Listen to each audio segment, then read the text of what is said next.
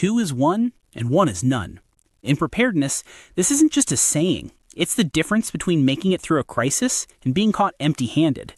When disaster strikes, you won't have time to run to the store. The question is, do you have backups for your backups?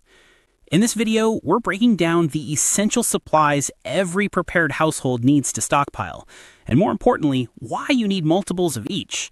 From stored energy that keeps your family running to the small items that become priceless in emergencies, we'll show you exactly what to accumulate and how to do it without breaking the bank. Stick around until the end because we'll reveal the single most important prep that multiplies the value of everything else you own. Welcome to Prep Pantry, where we help you build resilience one supply at a time. If you're serious about protecting your family and being ready for whatever comes, hit that like button and subscribe so you never miss our practical preparedness guides. Now let's dive into the supplies you can never have too much of. Let's start with the absolute foundation of modern survival, stored energy. Without power, nearly everything in our modern lives grinds to a halt. And here's the hard truth. In a prolonged crisis, you're going to consume far more energy than you ever anticipated. Think about stored energy in layers. At the most basic level, you need batteries. Simple AA, AAA, C, and D batteries for flashlights, radios, and other essential devices. These are inexpensive and easy to stockpile. Don't just buy one pack, buy dozens. Rotate them, test them, and keep building your supply. Next level up, portable battery packs and power banks. In today's world, keeping your phone charged isn't just about convenience. It's about communication, information, and potentially calling for help. Get USB-C compatible power banks with high capacity. Have multiple units charged and ready to go. When the grid goes down, these become lifelines. Then you've got your larger power stations. These portable units can run small appliances, charge multiple devices, and keep essential equipment operational. They're an investment, but one that pays dividends when you need it most. And here's the key. Pair them with solar panels. Solar charging gives you renewable energy that can be expanded over time. Even a basic DIY solar setup can keep your batteries topped off indefinitely. But stored energy isn't just about electricity. Fuel is energy too. Gasoline for your vehicles and generators can be stored in significant quantities if you use fuel stabilizers and rotate your stock regularly. 5-gallon jerry cans stored properly in a cool, dry place can give you months of reserve fuel. Don't forget about propane either. Those small 1-pound canisters for camping stoves, the 20-pound tanks for your grill, even the larger 100-pound tanks.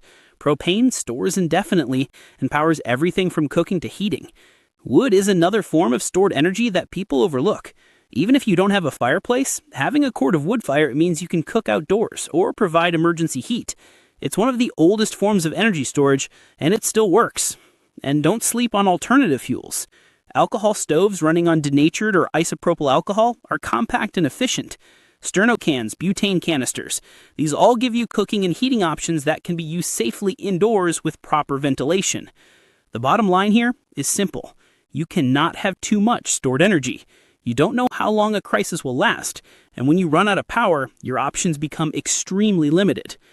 Now let's talk about something that doesn't get nearly enough attention: binding items. These are the unsung heroes of preparedness, and you'll use them constantly in any extended emergency situation. Paracord is the gold standard. This stuff is incredibly strong, lightweight, and versatile.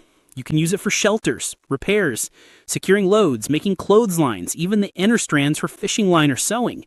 Buy it in bulk, 500 feet, 1,000 feet. You'll never regret having more paracord. Baling wire and metal wire are equally important for heavier duty applications. Need to secure a fence, fix a gate, jury rig a broken tool? Wire does it all. Then there's duct tape. Yes, it's a cliche in prepper circles, but there's a reason for that. It works. Duct tape seals, patches, repairs, and improvises solutions to problems you haven't even encountered yet. Don't just buy one roll, buy 10, buy 20. Store different types too. Standard duct tape, gorilla tape for heavy-duty jobs, even specialized tapes like electrical tape or medical tape. Glues and adhesives belong in this category too. Super glue, X-Boxy, construction adhesive. When you need to bond something permanently, these are your friends. And zip ties, they're plastic magic. From organizing cables to creating quick repairs to securing items during transport, zip ties do it all. Buy them in bulk packs with various sizes. Here's why you need more of these binding items than you think. In a disaster scenario, you're going to be building, repairing, and improvising constantly. That tarp over your broken window? You'll use 50 feet of paracord and a roll of duct tape securing it properly. Fixing that fence before your livestock get out? Wire and zip ties become essential. These items are inexpensive, they store forever, and they solve problems. Accumulate them steadily, and you'll build a collection that serves you for years. Let's talk about fire. The ability to create fire is fundamental to human survival, and yet it's so easy to take for granted. When you flip a switch or turn a knob, you get instant heat and light. But what happens when those systems fail? A Bic lighter costs about $1 and provides thousands of lights. Buy them by the box.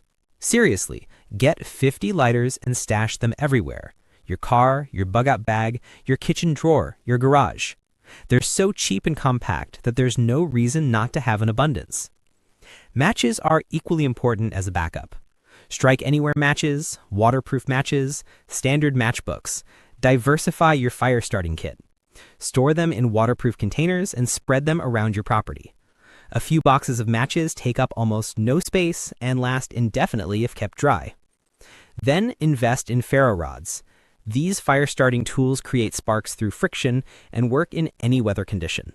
They last for thousands of strikes, require no fuel, and won't run out like lighters or matches. Every prepared household should have multiple ferro rods, along with the knowledge of how to use them properly. Here is a bonus consideration. In a prolonged crisis, fire-starting tools become incredibly valuable for bartering. People need fire for cooking, warmth, and sanitation.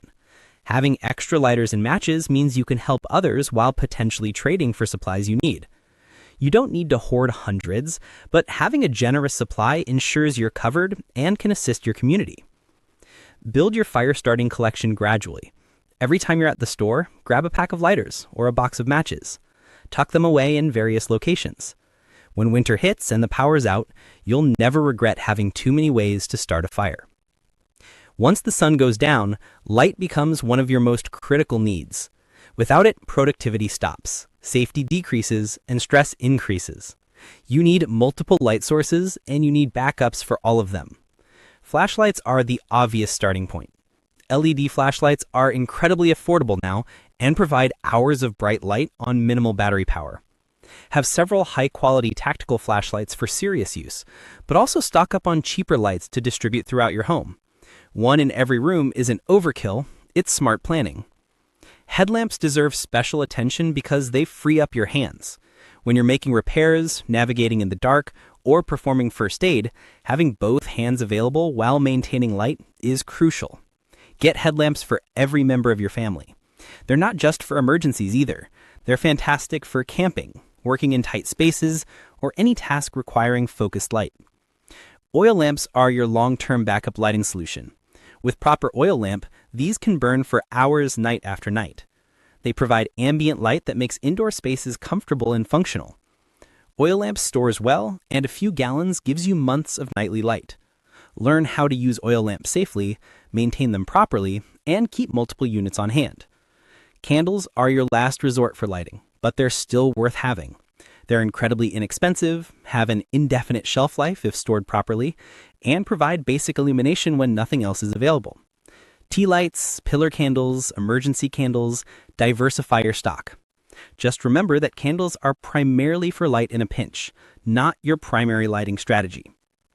The key to light sources is strategic placement. Keep flashlights in every room, in your vehicles, in outbuildings. Store headlamps with your emergency gear, but also in accessible locations. Have oil lamps ready to deploy and know where your candles are. When darkness falls and the power is out, fumbling around trying to find a light source is frustrating and potentially dangerous. Preparation means having light readily available wherever you are. Now let's address something that makes a lot of people uncomfortable, but is absolutely critical. First aid supplies. When medical help is delayed or unavailable, your first aid kit becomes your emergency room. Most people think of first aid supplies as just Band-Aids and antiseptic wipes. Those are fine for minor cuts and scrapes, but they're not what saves lives in serious situations. What you really need to stockpile are gauze pads, trauma dressings, and medical tape. These are the workhorses of emergency medicine. In a serious injury, a deep cut, a burn, a puncture wound, you're going to go through gauze quickly. You need it to pack wounds, cover burns, create pressure bandages, and absorb blood. Don't buy a small box, buy multiple large boxes. Medical tape secures those dressings and gets used constantly. Elastic bandages help with sprains, support injuries, and create compression. Here's what most people don't realize.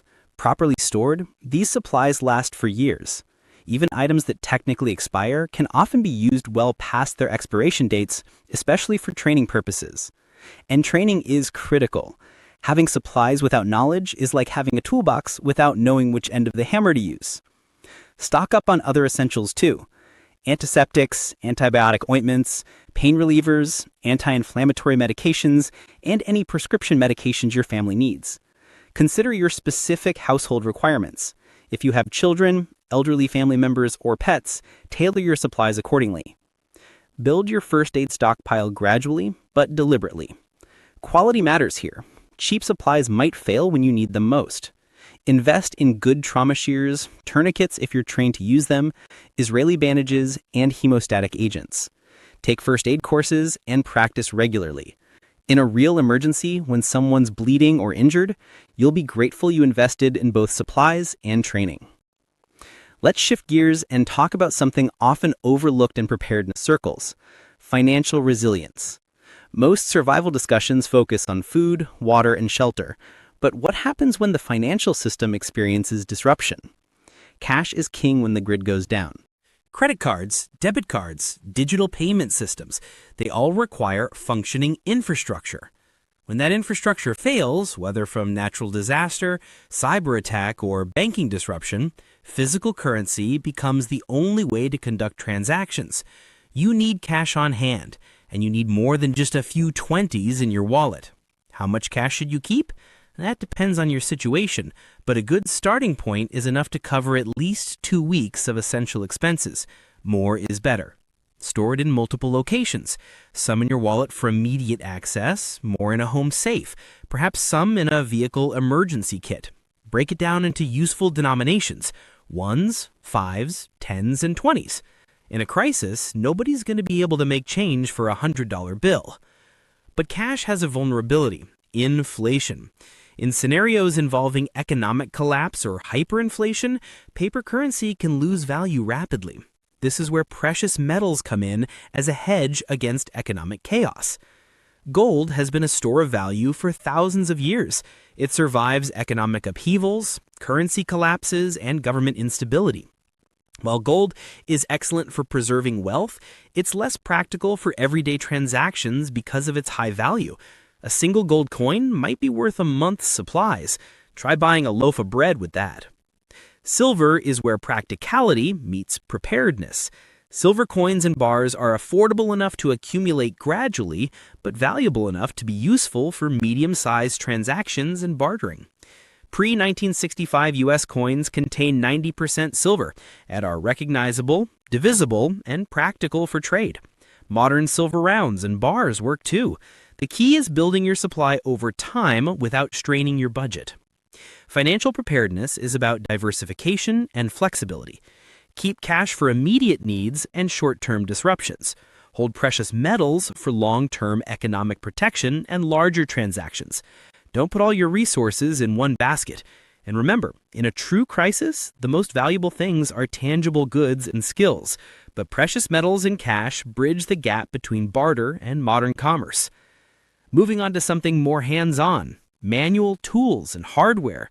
In a world where power tools dominate, we've forgotten how much can be accomplished with simple hand tools and basic hardware. Your tool collection should cover the fundamentals: hammers, screwdrivers, wrenches, pliers, saws, drill bits, socket sets, and ratchets. These aren't just for major repairs, they're for everyday problem solving. When power tools are unavailable, whether from power outages or lack of fuel for generators, manual tools become your only option for building, fixing, and maintaining your property. Build your collection over time. You don't need to buy everything at once. Start with quality basics and then expand to more specialized tools as needs arise and budget allows. Focus on durability. Cheap tools break when you need them most. Cast iron, forged steel, and solid wood handles outlast plastic and cheap metal.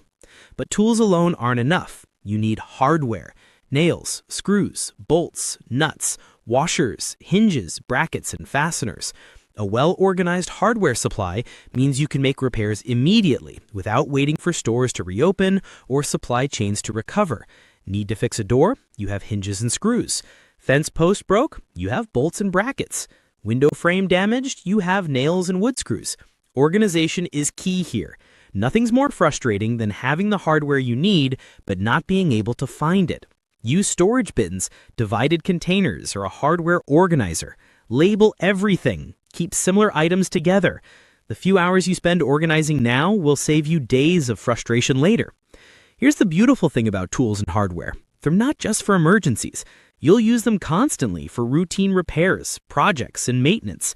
Every time you fix something yourself instead of calling a repairman, you're building skills and saving money. These tools pay themselves many times over during normal times and become priceless during crises. Let's talk about something nobody likes to discuss, but everyone needs: hygiene supplies. Sanitation isn't glamorous, but it's essential for health, comfort, and morale during extended emergencies. Toilet paper is the classic example. Its only limitation is storage space. Buy it in bulk, store it in dry locations, and rotate your stock as you use it. There's no expiration date on toilet paper. If you have the space, you literally cannot have too much. Running out of toilet paper during a prolonged crisis is miserable and completely avoidable with proper planning. Feminine hygiene products are equally critical for households with women and girls. Stock up on whatever products your family uses. These items have long shelf lives and take up relatively little space. In a crisis, they become extremely difficult to find, so having a substantial supply is both practical and compassionate. Bar soap deserves special mention because it's superior to liquid soap for preparedness. Bar soap lasts longer, doesn't spill, takes up less space, and is less prone to spoilage. A case of bar soap can last your family months or even years. Use it in your daily routine to rotate your stock naturally. It's one of the most affordable and effective hygiene preps you can make. For cleaning, vinegar is your multi-purpose champion. It disinfects, deodorizes, cleans surfaces, and has countless other uses. Buy it by the gallon. Bleach and pool shock work for serious sanitation needs and water purification. Pool shock in particular stores longer than liquid bleach and can be used to create chlorine solutions as needed. Now, let's talk about two items that might seem mundane but are incredibly versatile: trash bags and 5-gallon buckets. Trash bags have uses far beyond garbage disposal. They become rain ponchos, ground covers, waterproof storage, improvised vapor barriers, and emergency water collection. Different sizes serve different purposes, so stock up on kitchen bags, contractor bags, and everything in between. They're lightweight, compact, and inexpensive. 5-gallon buckets are prepper gold. They're containers, seats, storage units, water carriers, and the basis for emergency toilets. With a Gamma Seal lid, they become airtight food storage. With a toilet seat attachment, they become sanitation solutions. Never throw away a good 5-gallon bucket. They're always useful and virtually indestructible. Hygiene and sanitation directly impact health. Poor sanitation leads to disease, which leads to more serious problems in situations where medical care is limited. Stock these supplies generously, organize them well, and maintain them properly. Your family's health depends on it. Now we come to the most important preparation of all, and it's not something you can buy: education and training. This is the ultimate force multiplier that enhances everything else in your preparedness plan. Think about it this way: you can have the best first aid kit in the world, but if you don't know how to use it, it's just a box of supplies. You can have firearms for protection, but without training, they're liabilities rather than assets. You can stockpile food, but without knowledge of nutrition and meal planning, you'll waste resources and compromise health. Education transforms your supplies from things you own into tools you can actually use effectively. Knowledge adapts to changing circumstances. Skills can't be stolen or lost in a fire. Training builds confidence that reduces panic in emergencies. Where should you focus your educational efforts? Start with first aid and emergency medicine. Take courses through organizations like the Red Cross or wilderness medicine programs. Learn CPR, how to treat shock, how to manage bleeding, how to stabilize injuries. Practice these skills regularly so they become second nature. When someone's hurt and stressed, you need muscle memory, not theory. If you own firearms for protection or hunting, professional training is non-negotiable. Owning a gun doesn't make you proficient any more than owning a piano makes you a musician. Take classes on safety, marksmanship, tactics, and maintenance. Practice regularly at the range. Understand the legal and ethical implications of defensive gun use. Firearms are serious tools that demand serious respect and competence. Study disaster scenarios relevant to your area. If you live in earthquake country, understand earthquake preparedness. Hurricane zones require different planning than wildfire regions. Flood-prone areas have unique challenges. Don't waste time preparing for unlikely scenarios while ignoring probable risks. Develop plans specific to your location and situation. Stay informed about current events, emerging threats, and changes in your local area, but be discerning about your information sources. The internet is full of fear-mongering and bad advice. Focus on reliable sources, verify information when possible, and think critically about what you read. Preparedness planning should reduce anxiety, not increase it. Learn practical skills: food preservation, gardening, basic mechanics, water purification, fire management, navigation without electronics. These aren't just survival skills, they're life skills that make you more self-reliant and capable regardless of circumstances. Every new skill you master is an asset that can never be taken from you. Preparedness is an ongoing process, not a destination. Regularly review your plans, update your knowledge, and refine your skills. The landscape of threats changes, technology evolves, and your personal situation shifts over time. What worked 5 years ago might need adjustment today. Stay curious, keep learning, and continuously improve your preparedness posture. Here's the truth: you can have a garage full of supplies, but if you lack the knowledge to use them effectively, you're not truly prepared. Conversely, a highly trained and knowledgeable person with minimal supplies can improvise, adapt, and overcome challenges that would overwhelm someone with more gear but less understanding. Knowledge is the force multiplier that makes everything else more effective. So how do you actually build your stockpile without overwhelming yourself or emptying your bank account? The answer is simple: start small and build consistently over time. Most of the items we've discussed are affordable and can be accumulated gradually. Every shopping trip, add a few extra supplies to your cart. See lighters on sale? Buy 10. Have a little extra money this month? Pick up another case of batteries or some additional paracord. Preparedness isn't about buying everything at once, it's about steady accumulation. Think in terms of multiple uses and bartering potential. Many supplies we've discussed serve various purposes and become valuable for trade in extended crises. Duct tape fixes things and can be traded. Lighters provide fire for you and potentially for neighbors. First aid supplies help your family and allow you to assist others. When choosing what to stockpile, versatility matters. Organization and storage are critical. Supplies scattered randomly around your home are essentially lost when you need them. Create designated storage areas. Use shelving units, plastic bins, and labels. Implement a rotation system for items with expiration dates. Check your supplies periodically to ensure nothing has degraded or been damaged. Keep your preparations balanced. Don't spend all your resources on one category while neglecting others. You need energy, tools, medical supplies, hygiene items, and financial reserves. Build across all categories simultaneously, even if progress in each area is slower. A balanced approach ensures you're not left vulnerable in one critical area. Remember that preparedness is personal. Your situation, risks, budget, and needs are unique. Don't blindly follow someone else's plan. Customize your approach. Live in an apartment? Your preps look different from someone on a rural homestead.